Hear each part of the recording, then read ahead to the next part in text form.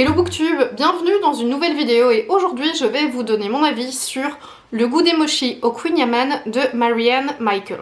Vous vous en doutez bien, à travers ce roman, on va voyager entre le Japon et la Bretagne, les mochis, les Queen Yaman, je pense que vous avez compris, et nous allons retrouver deux personnages principaux qui sont Emmanuel et Louisa. Emmanuel est un homme bien dans sa vie qui est marié avec Martin, marié depuis longtemps et petit à petit une espèce de routine un peu lassante qui commence à s'installer dans le couple, même s'ils sont toujours aussi fous amoureux, et ils décident d'entreprendre un tour du monde. Louisa, quant à elle, est une jeune femme architecte d'intérieur pour qui les choses ne vont pas spécialement bien en ce moment. Une grosse affaire vient de lui passer sous le nez dans son cabinet, un petit peu volé par son assistante. Le patron de Louisa lui suggère alors de prendre un congé assez long, ce que la jeune femme fait, et il faut savoir que Louisa avait également un rêve, retaper une vieille ferme en Bretagne.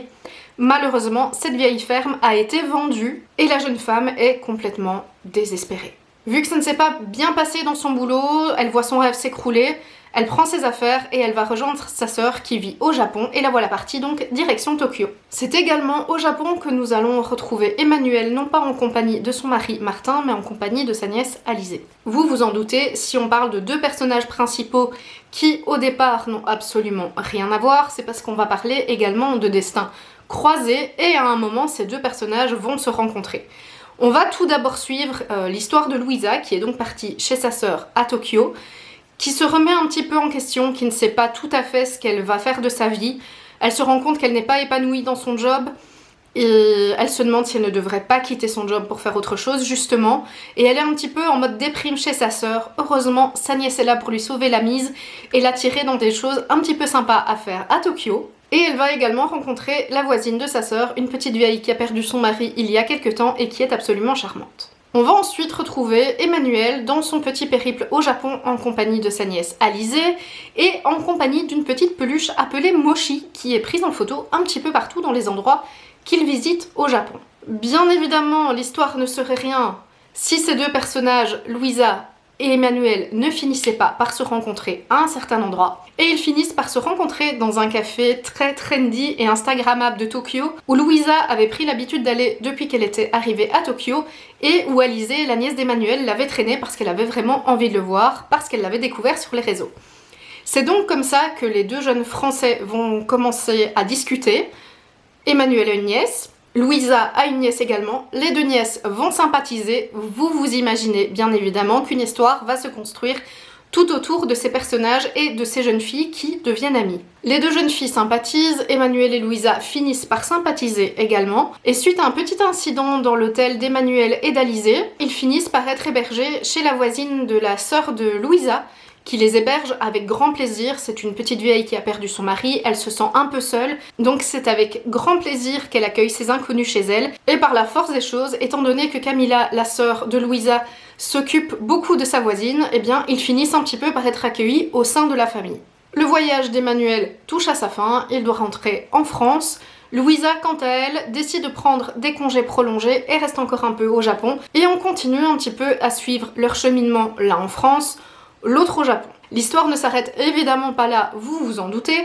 Nous allons retrouver Louisa et Emmanuel en Bretagne et ils vont se retrouver complètement par hasard. Il faut savoir que le mari d'Emmanuel avait un projet de vie et Emmanuel a décidé de mettre en place ce projet. Et Louisa, quant à elle, après y avoir longuement réfléchi, a décidé de quitter son job. Étant donné qu'elle avait quitté son job, Louisa se retrouvait sans rien, elle se retrouvait sans chômage, et donc elle a décidé de repartir vivre en Bretagne, dans la maison familiale.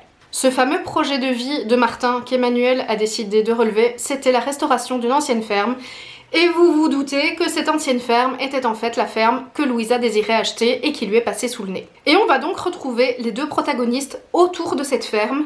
Dans un premier temps, très heureux de se revoir, et puis ensuite une chouette collaboration va naître entre les deux. Et on va voir de plus en plus se tisser une relation d'amitié entre les deux. Si leur relation était déjà bien partie au Japon, on va vraiment voir que les liens se sont solidifiés à travers le temps et à travers cette riche expérience de rénovation qui les aura unis tous les deux et qui aura permis à Louisa de s'épanouir dans sa nouvelle activité. J'ai vraiment beaucoup aimé ce bouquin. Je trouve que c'est en fait un petit bonbon, un petit câlin, un petit gâteau. C'est un livre que j'ai lu en 3 jours, il n'y a vraiment pas beaucoup de pages, il n'y a pas 250 pages. Mais j'ai vraiment trouvé que c'était un câlin, c'est un livre feel good. C'est vraiment un livre qui fait du bien et qui met du baume au cœur. Il n'y a absolument pas d'histoire d'amour, c'est absolument pas une romance. On est sur une jolie histoire d'amitié et de collaboration. Et en cette période où le temps est gris, les journées sont longues, il fait noir très tôt, eh bien je trouve que ce petit livre assez optimiste met vraiment du baume au cœur et j'ai vraiment apprécié de le lire. Et pourtant, c'est absolument pas mon genre de lecture. Moi je suis en général assez sombre, assez dark, assez trash dans mes lectures. J'aime tout ce qui est thriller et au plus c'est noir, au mieux j'aime. Mais là je vous avoue que cette petite lecture m'a fait beaucoup de bien. Et j'étais vraiment contente de l'avoir lu et c'est pour ça que je me suis dit que j'allais vous donner mon avis en vidéo. Parce que pour moi, c'est vraiment un livre feel good qui vaut la peine d'être lu. Et je vous avoue qu'il m'a quand même donné l'envie de voyager au Japon parce que les voyages sont quand même bien détaillés.